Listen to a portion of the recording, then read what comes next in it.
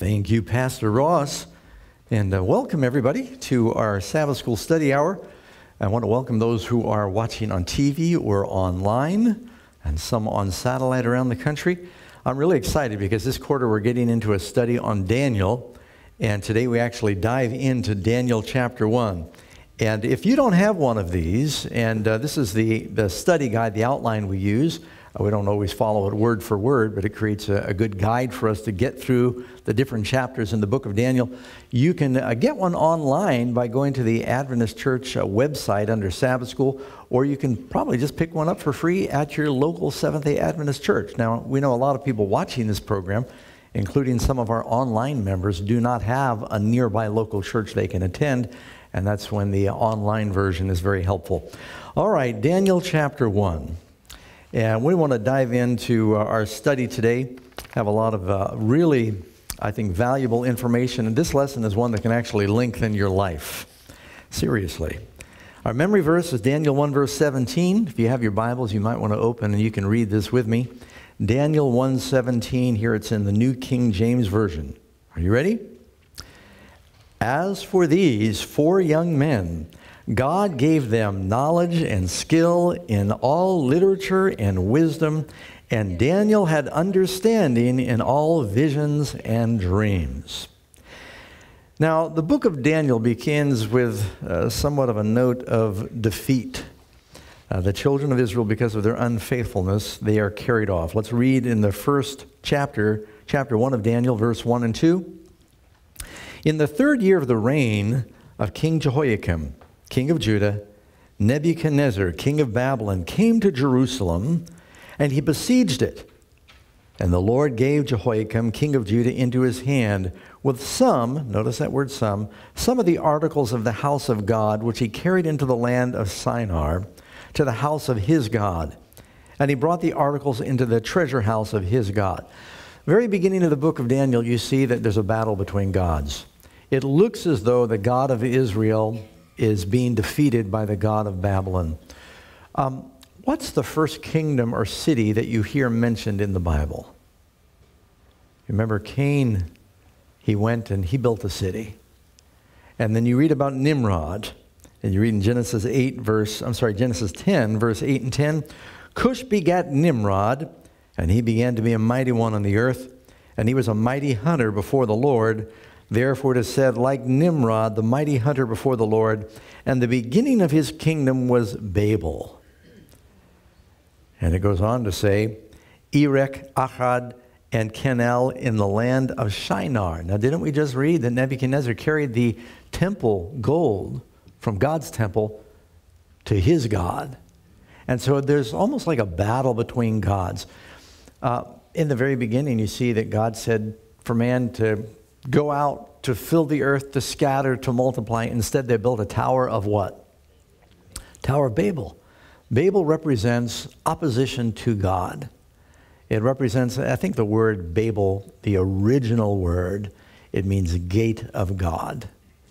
And it's almost like man was trying to build his own way to heaven. But later the word Babel came to mean babbling. When you call a baby, you know why you say it's a baby? It's because babies babble. And it's connected to that word because the tower, languages were cursed, you remember? And no one could understand each other, and they were all babbling. And that's how the word went through that metamorphosis there. And so there's a battle between, you get to Revelation, you've got mystery, Babylon the Great, the mother of harlots and abominations of the earth. That's Revelation chapter 17.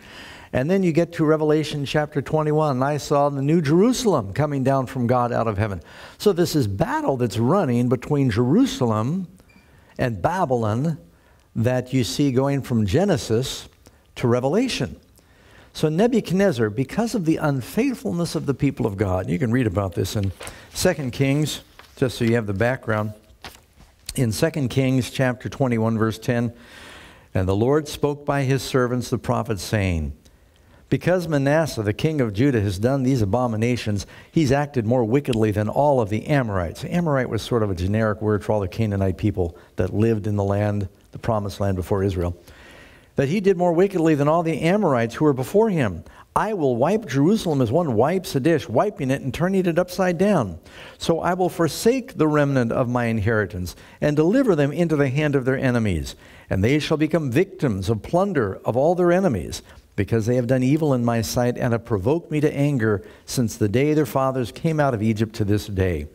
And so because of their unfaithfulness, Nebuchadnezzar came, and during the time of the first captivity, the first group that was carried off, he didn't destroy the temple, he didn't burn the temple, he didn't take everything out of the temple.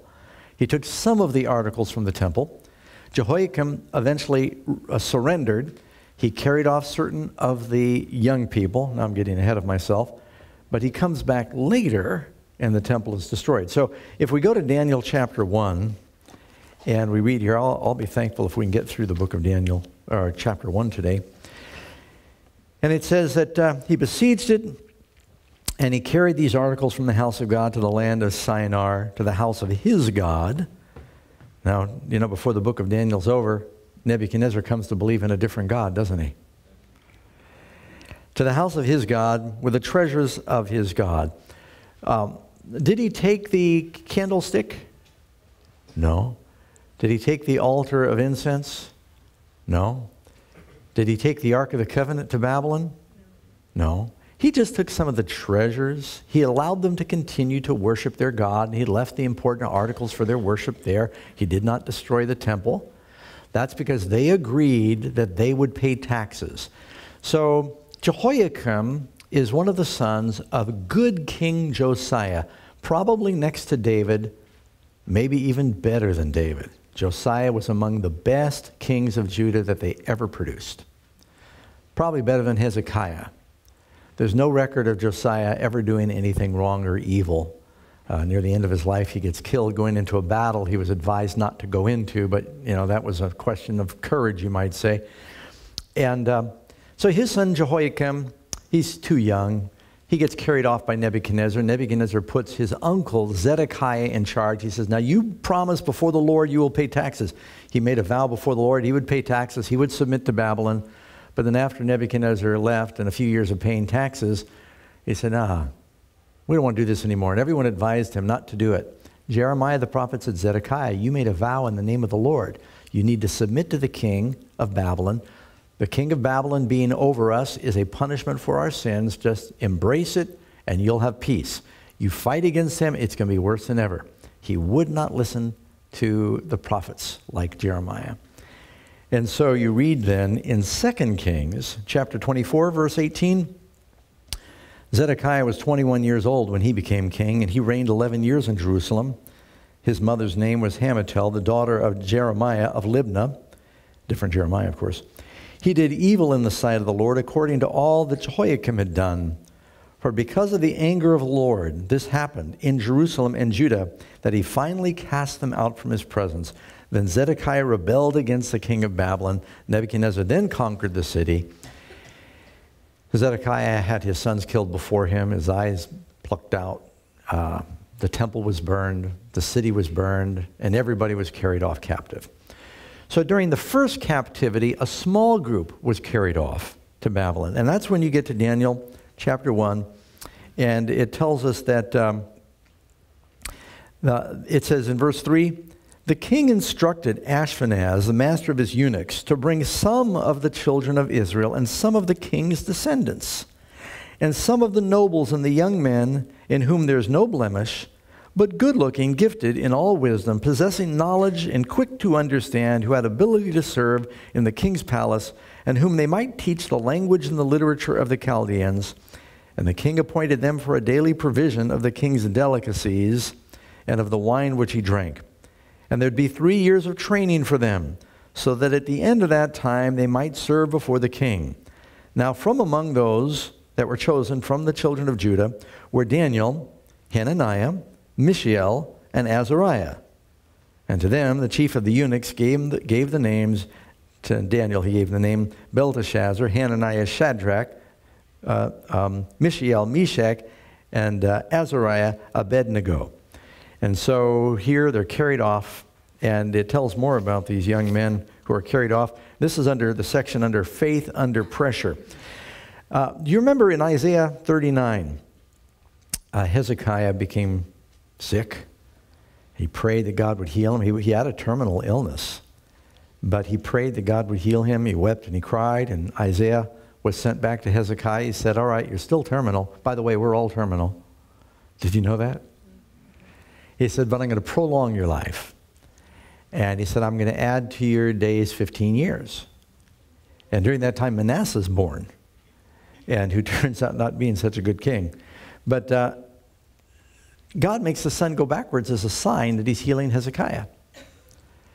And the messengers come from Babylon, and Hezekiah is so excited that messengers have come from Babylon. They want to find out about the God that did this miracle. And instead of Hezekiah talking about God, he talks about himself.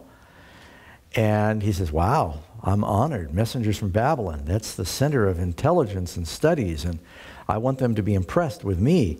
And he shows them all of his treasures and his armory and his perfumes, and he shows them everything, but he doesn't talk to them about God, unlike Solomon when the Queen of Sheba comes. So Isaiah comes to Hezekiah with a judgment. And this is Isaiah 39, verse 5. And Isaiah said to Hezekiah, hear the word of the Lord of hosts.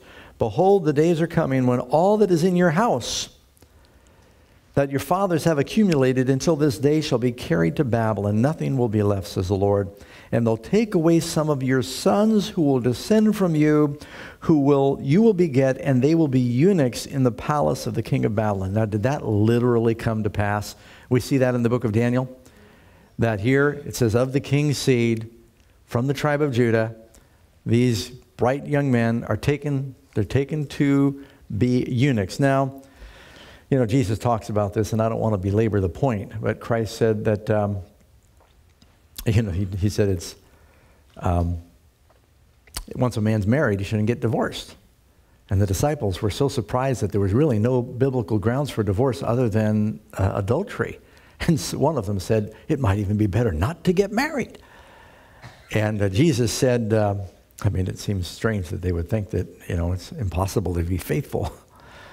And Jesus said, well, there are some people that are eunuchs because they're born that way, and some people are made eunuchs of men, and some people choose to be eunuchs. Paul may have been in that third category. He just chose not to marry.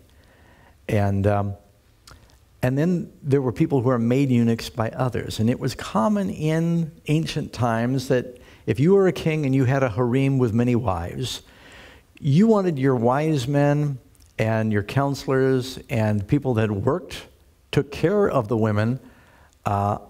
They went through that surgical procedure to make sure that all the king's children were indeed the king's children. I think you all understand what I'm saying. And you never hear about Mrs. Daniel or Mrs. Hananiah, Meshach, and Azariah.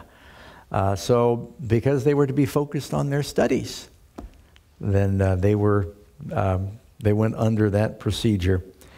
And so that, of course, in itself must have been humiliating for any Jew. Important thing for them was children and to have seed, and hopefully maybe even the Messiah would come through your descendants.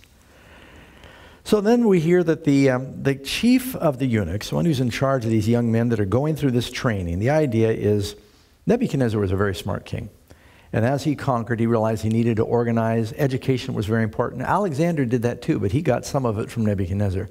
Alexander established libraries and schools, and he was, perpetrating the teachings of Plato and Aristotle. And Nebuchadnezzar believed you got to educate. Babylon was a center of learning. It was, remember, the Magi that were studying the heavens. And they weren't just all astrologers, they were astronomers. And so he said, look, I want to have some of the Hebrews in my court. I've conquered all these people. I don't know their language. I don't know their customs. I need representatives that will be trained, get the brightest and the best young men with the most potential, and they need to be good looking because they're going to be in the palace, and the king doesn't want to look at anything that might offend. And so he says, get the brightest and the best and bring them in that they can stand before me, and we can be trained. They can be intermediaries with their own people, and maybe there's some bright ones that could be part of the council to help advise for different problems. And so that was the custom. Well, if they're going to be trained in the king's university, then they'll be fed from the king's cafeteria. And so they were told, you're going to be able to eat from the Babylonian banquet. And so it said, you'll teach them the language and the literature of the Chaldeans, and the king appointed them a daily provision of the king's delicacies. This is the nicest food. It's from the king's store. And the wine which he drank, and this is a 3-year training program. How long did Jesus train his disciples? 3.5 years. And it's a 3-year training program that at the end of that time, they might serve before the king. And then again, it mentions that these 3 are chosen, except there's a problem. It says that, and someone is going to read this for me. Who's got, Dan, you got a microphone there? I'm going to have you read Daniel chapter 1, verse 8. Daniel 1, verse 8. But Daniel purposed in his heart that he would not defile himself with the portion of the king's delicacies, nor with the wine which he drank. Therefore he requested of the chief of the eunuchs that he might not defile himself. Now, I think we're safe in assuming that it wasn't just Daniel, but Daniel spoke up. And Daniel and his 3 friends, they said, we can't do this. Now, there's several reasons that they could not participate of the king's banquet. One, and I'll spend a moment talking about this, some of the food in the Babylonian cafeteria was very likely unclean, what the Bible would call unclean. Now, where do you find in the Bible the distinction between food that is clean and unclean? Leviticus 11. Let me just read some of this to you. Speak to the children of Israel. Leviticus 11, verse 2. Saying, these are the animals which you may eat among all the animals that are on the earth. Among the animals, whatever divides the hoof and has a cloven hoof and chews the cud, needs both criteria, that you may eat. Nevertheless, these you shall not eat among those that chew the cud or those that have cloven hoofs, because they don't have both. The camel, because it chews the cud but it doesn't have cloven hoofs, is unclean to you. Well, you know, camel was a very popular food in the time of Christ. And that's why Jesus said to the religious leaders, they're hypocrites. You strain a gnat and swallow a camel. What he meant was they were straining their water and their milk lest a little microscopic gnat might get in there, because it might be an unclean bug, but they'd eat camel steak. And he said, you're hypocrites. Camel's unclean, because while they chew the cud, they didn't have a cloven hoof. And I was talking to Steve Friend. Michelle raises alpacas. Alpacas are in the camel family, isn't that right, Michelle? And they're unclean, but people eat them. But you're not supposed to eat them. So just want to make sure your animals are safe. From at least this crew. Don't eat your friend. Yeah, don't eat. I got it. So the camel was unclean, and it says, because it does not have cloven hoofs. And the rock hyrax, because it chews the cud, it's like a rabbit creature, but it doesn't have cloven hoofs, is unclean to you. The hare, because it chews the cud, but it doesn't have cloven hoofs, it's unclean to you. And the swine, though it divides the hoof, having cloven hoofs, yet it does not chew the cud, it is unclean to you.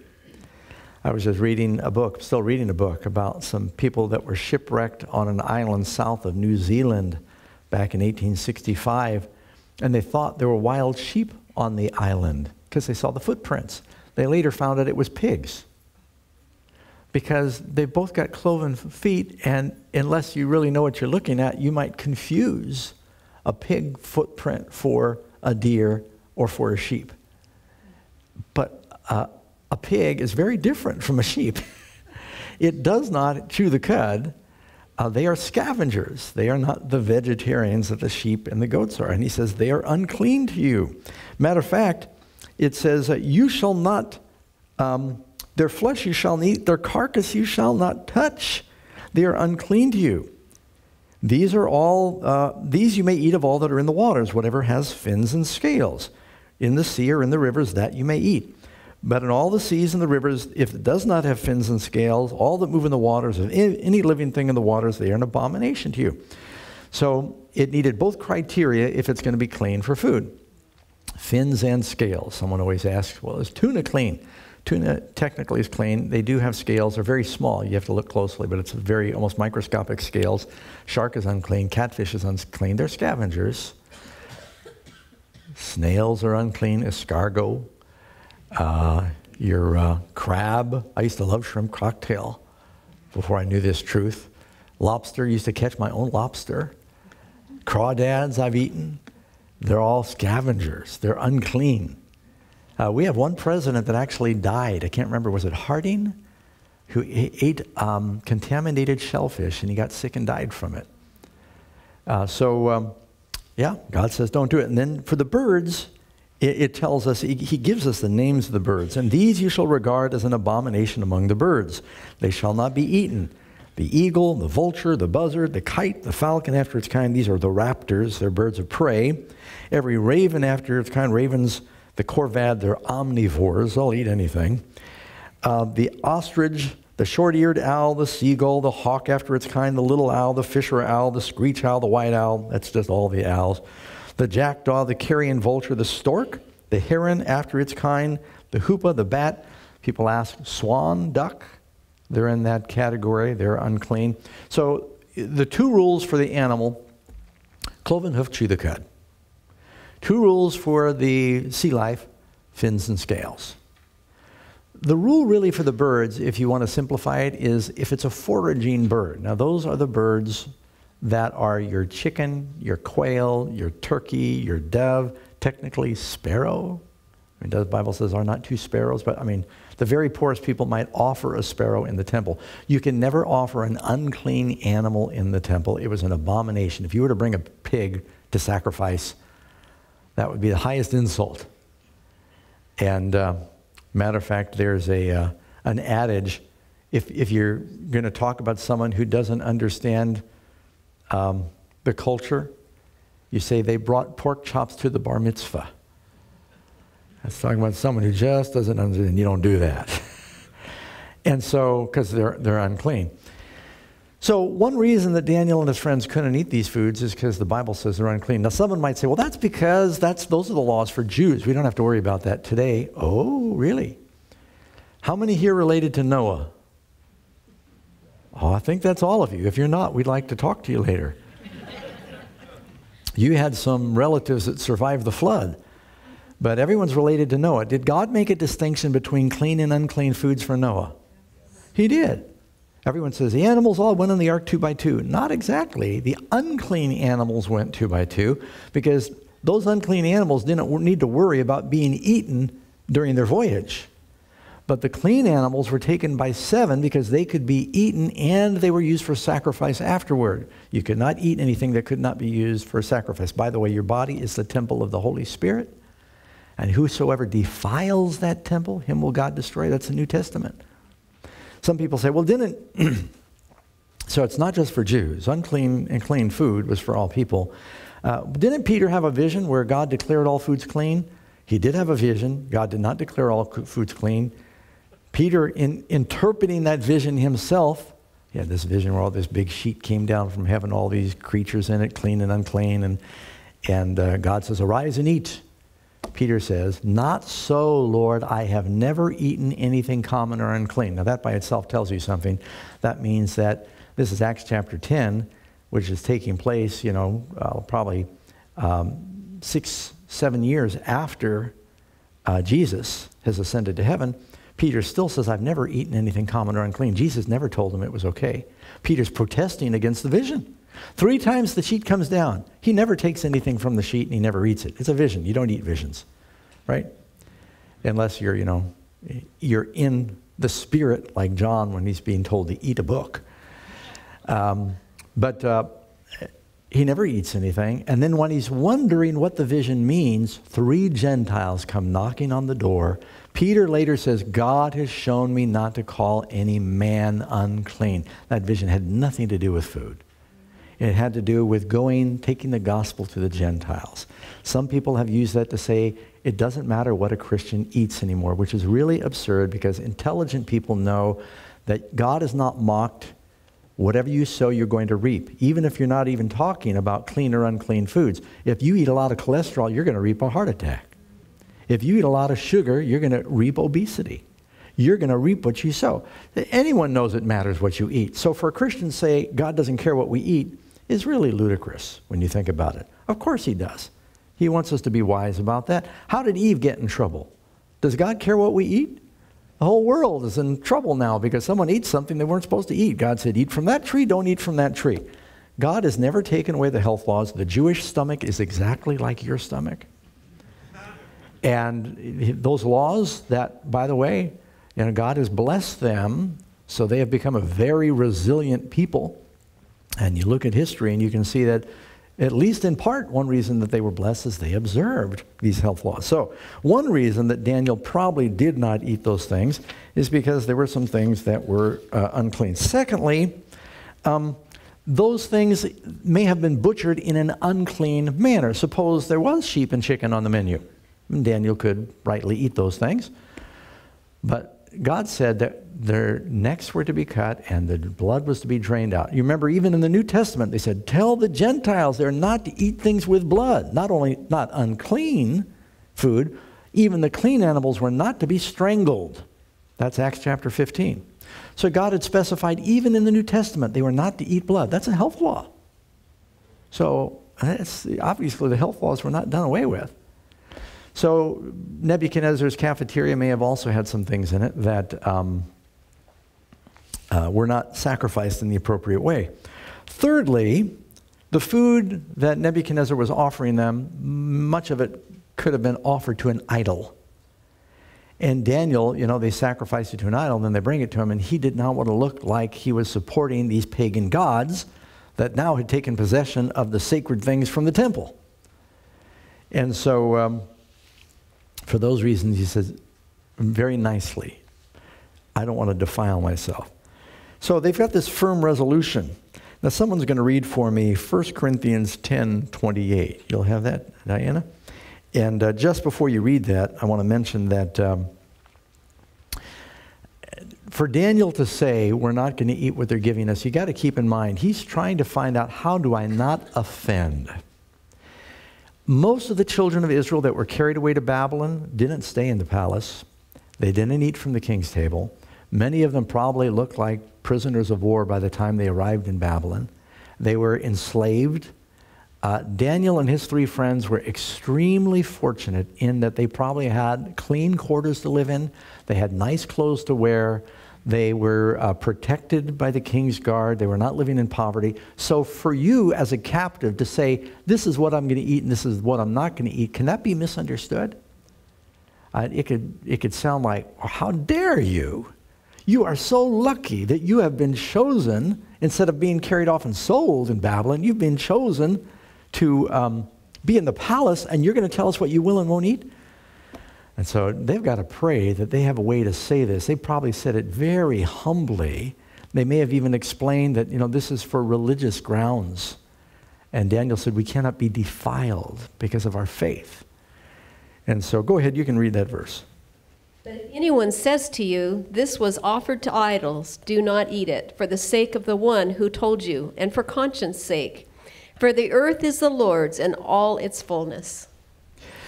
Now, the whole business about him not eating the food because it may have been offered to idols, you're going to find there seem to be a couple of conflicting opinions in the New Testament about can you or can you not eat things offered to idols. This verse that was just read helps explain it. The disciples are pretty clear in Acts chapter 15, command them to abstain from things offered to idols. We don't want the pagans to think that we worship idols. Paul, a little later on, he said, look, you did not offer it to the idol. And you got to understand how it was. And back in Bible times, in the Greco-Roman world, there were thousands of different gods. Every market where you went to do your shopping, if you wanted to buy goat, mutton, or chicken, or whatever it was, clean food, biblically a clean meat,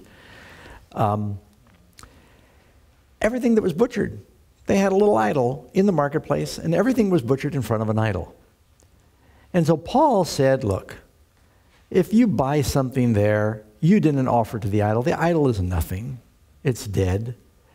But if it bothers the conscience of the person, don't do it. You remember when Paul says in Romans chapter 14, those that are weak eat only vegetables? Someone said, that says vegetarians are weak. No, it had nothing to do with vegetarianism. It meant those whose faith was hypersensitive, weak faith, they couldn't eat any meat because they were afraid they might be worshiping an idol. The way I relate this in modern times, how many of you like Asian food? I had some this week. How many of you have been in a Chinese or Asian restaurant where they've got a Buddha? Are you worshiping Buddha? I've even seen when you walk in, they got little incense burning by a little statue of Buddha. Or they'll have a candle in front of a picture of Buddha. And if you eat in that restaurant, are you worshiping Buddha? No. Well, if you worry about that, don't eat at that restaurant. Anything that is not of faith is sin. But if you realize, hey, that's just a piece of stone, it's not going to hurt my food. And you can eat with a clear conscience, Paul says, enjoy it. If it's going to bother your conscience, don't eat it, because you're not doing it in faith, and that which is not of faith is sin. So Daniel, knowing he's being watched by others, there were other Jews, and not only Shadrach, Meshach, and Abednego, Daniel said, we're not going to eat it also because it's been offered to idols, and we don't want to send the wrong signal. Because you had just read how Nebuchadnezzar said, my God is bigger than your God, because my gods have taken the treasures from your God. Now, of the things that were taken out of the temple, the ark was not taken.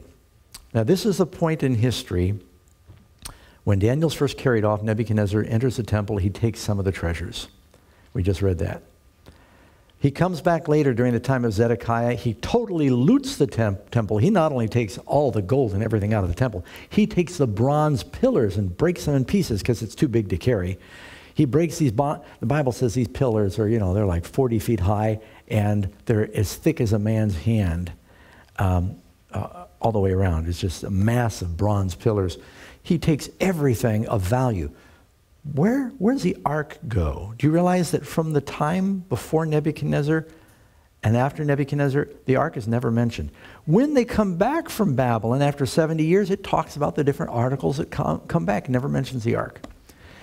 The best that we know is that Jeremiah the prophet, in concert with the priests, when they saw Nebuchadnezzar was outside the city and they knew the city was going to fall, they went into the temple and they snuck out with the ark and they hid it in one of the many caves that absolutely honeycomb Jerusalem. I've been to Jerusalem several times, and under the city and around the city, it is honeycombed with caves and graves, and you can get lost in them. And every time they do any building, they run into some new chamber.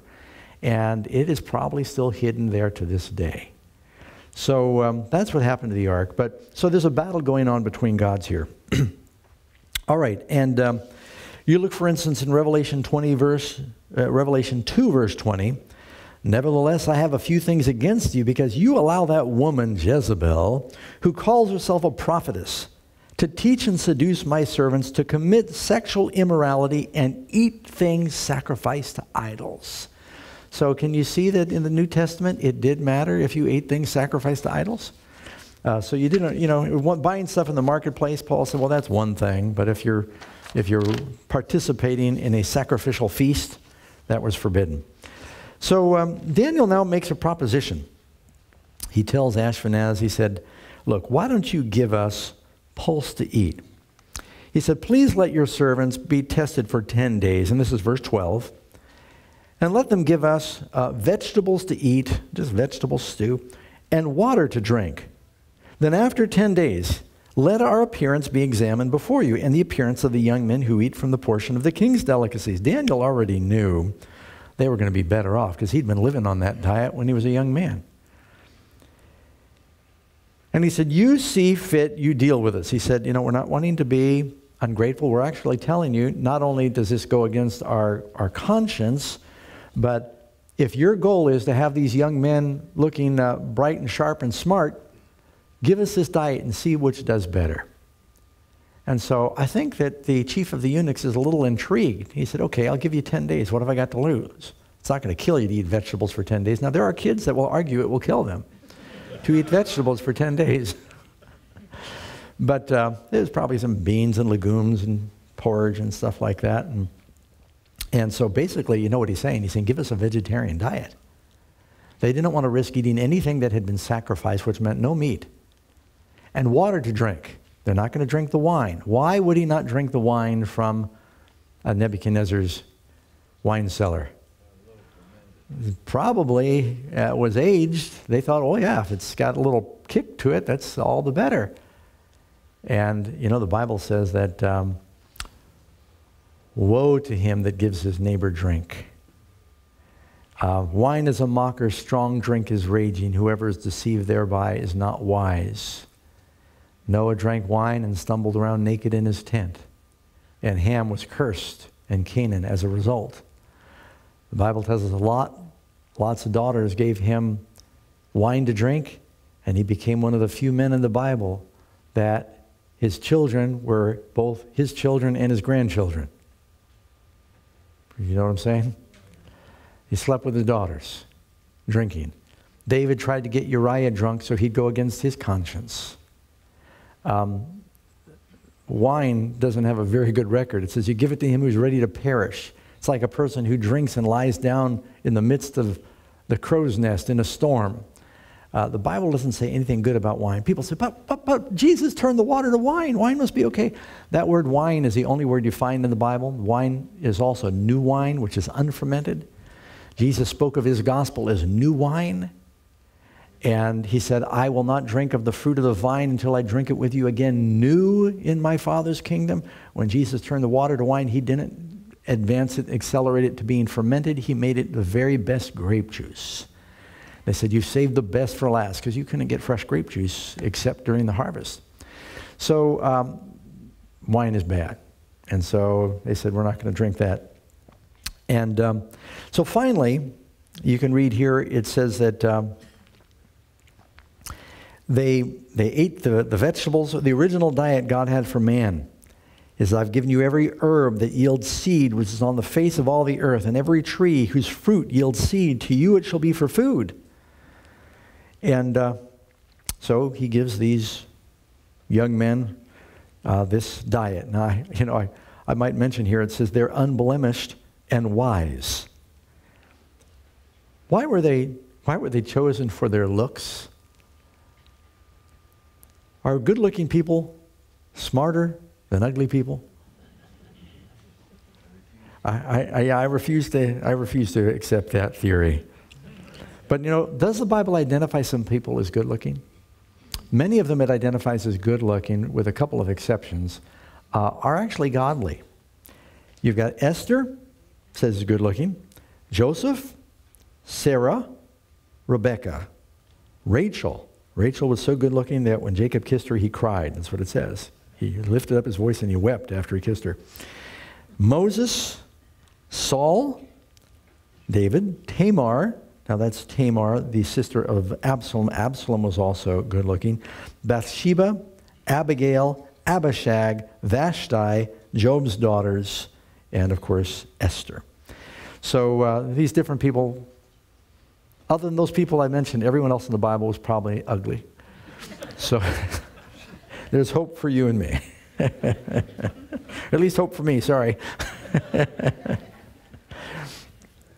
And all right, so we need to move on here. Daniel makes up his mind that he's going to be faithful. And as a result of that, they're given this final exam.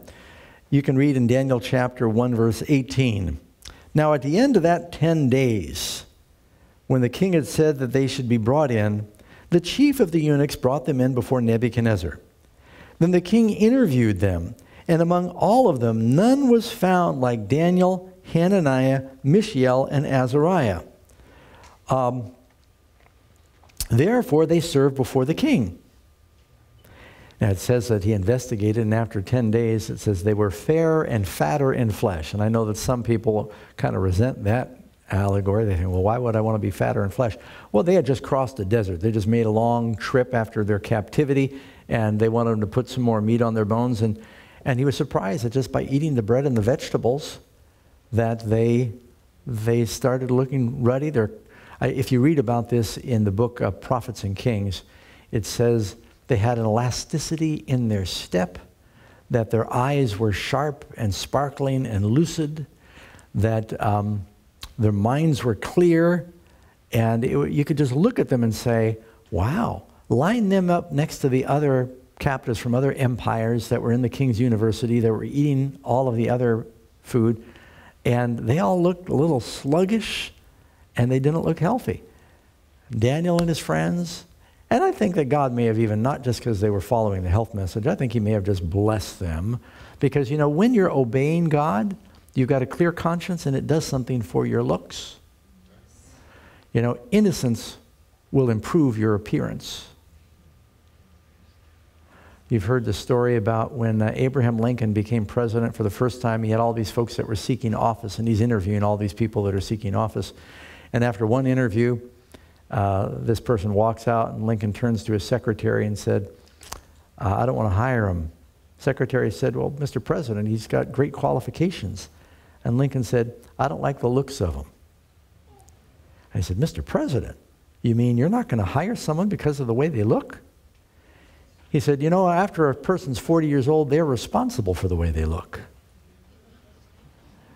And sometimes, you know, you can look at a person and you can say, you know,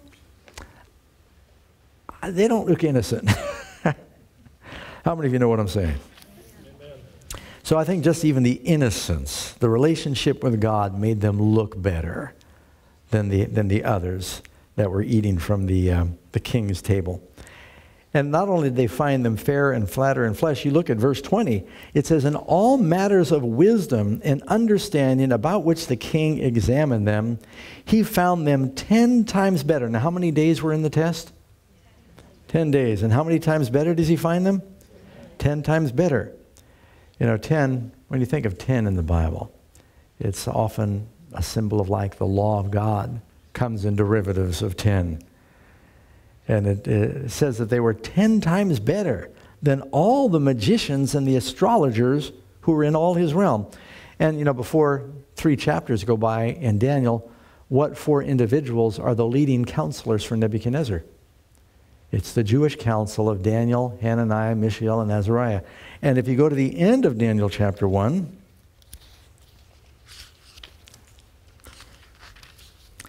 it says, thus Daniel, and let me see here, I want to say, yeah, all wiser than all the magicians and astrologers who are in his realm. Thus Daniel continued until the first year of King Cyrus. Now, you know that little footnote? It's not only saying that his diet helped him be healthier, it helped him be wiser, and it helped him live longer. Because for him to continue until the first year of King Cyrus, that means Daniel not only lived through the time of Darius, he lived to the one who followed after him. Matter of fact, I think there were 2 kings between Darius and Cyrus. Daniel lived like 90, 100 years. We're not exactly sure how old they were. It says that they were to take young men. So, you know, they weren't little kids. They were probably somewhere between 16 and 20 years of age when they were taken, which means Daniel lived to somewhere between 90 and 100 years of age. And it doesn't really tell us when Daniel died. It means, because Cyrus reigned for many years, but Daniel lived into the reign of Cyrus. And so, Bible gives us lots of good reasons for following the principles of health that he has. Now, is it sometimes hard for you to practice the health message in a foreign land? People say, Pastor Doug, you know, first of all, I'm a vegetarian. I'm a vegan vegetarian. And I meet people that say, I don't think that I could not eat unclean meats because as I travel, what would you eat? I think, man, there's a million things you can eat in the world today. I travel all over the world. I managed to eat as a vegetarian. I managed to eat as a vegan vegetarian all over the world. It's actually getting easier. And some of the places where it's hard, you go to Spain. Everything's like soaked in fish and meat. But I see those of you who've been there know what I'm talking about. But Karen and I just went to Spain. We were able to stay vegetarians. And so when people start saying, I don't know how I could do it, Daniel did it when he was a captive in the king's palace and they were commanding him to eat the wrong thing. He stood up for God. Did God honor him? Did God bless him? Yeah, you're going to go through different tests. Don't cave in so easy. You know, I remember hearing one time that the reason the lions did not eat Daniel in the lion's den is because Daniel had too much backbone. Daniel stood. And you remember that song, Dare to be a Daniel? I think it might even be in our hymnal. We've got to take a stand even in a foreign land. As Christians, like Daniel, we are captives in a foreign land. And we need to stand for God even in the little things. And will God honor us? And did Daniel get promoted? And was he able to intercede for his people? Are you and I encouraged today because of Daniel's faithfulness? Don't ever underestimate how far your influence will go. All right, our time is up, but I want to remind those who maybe missed the opening announcement, we do have a free offer for you. This is great. It's called Hogs and Other Hazards. Talks a little bit about the health message. If you'd like a free copy of this, it's offer number 160 is what you ask for, offer 160, and here's the phone number, 866-788-3966. That's 866-STUDY-MORE. And you can also get it online right now. You can text it anywhere in the world. Simply text SH136. You text SH136 to 40544. And I think you'll see that there on your screen. God bless you, friends. We'll look forward to studying more. Daniel chapter 2, great chapter, next week in our study.